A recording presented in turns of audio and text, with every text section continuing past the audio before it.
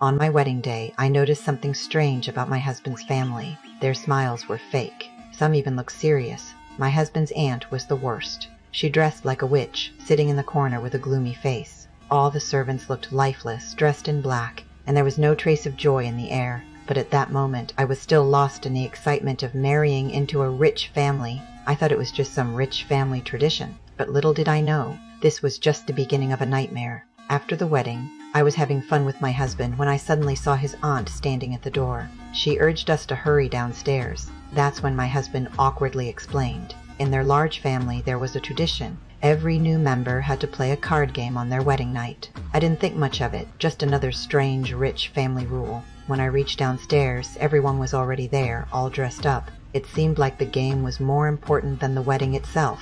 I was then taken to a game room filled with hunting tools. Then they told me that whatever game I drew, I had to play no matter what. My sister-in-law drew Candy Crush at her wedding. My brother-in-law drew poker at his. I still didn't realize how terrifying this game was. Excitedly, I drew my card. When I saw it was hide and seek, the faces of everyone around me froze. My husband looked panicked. I still thought it was just a simple game of hide and seek. My father-in-law explained the rules. The doors of the villa would be locked. I could hide anywhere in the house. After a 100-second countdown, they would start looking for me. If I could hide until dawn, I'd win. At that point, I was still excited. I hid in the food elevator, but little did I know, once I left, my father-in-law handed out weapons to the family. Shotguns, bows, arrows, each one deadly. This wasn't a game. It was a deadly hunt. I stayed hidden for a while, but it got boring, so I stepped out of the elevator. I saw a maid walking by and was about to say hello when a hand covered my mouth.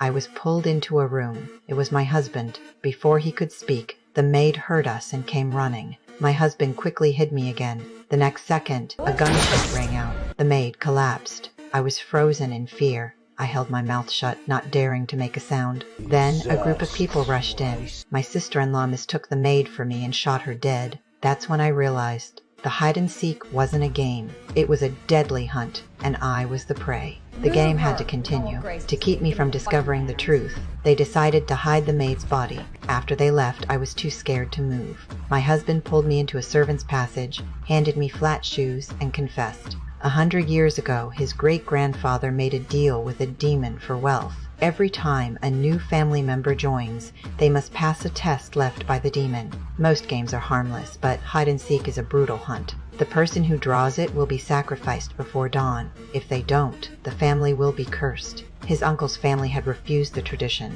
and they all mysteriously died. I couldn't believe it. There was no way out for me. My husband told me to keep going down the passage. The kitchen was ahead. He needed to go to the control room and unlock the doors so I could escape. I had no energy to think anymore, so I just followed his instructions.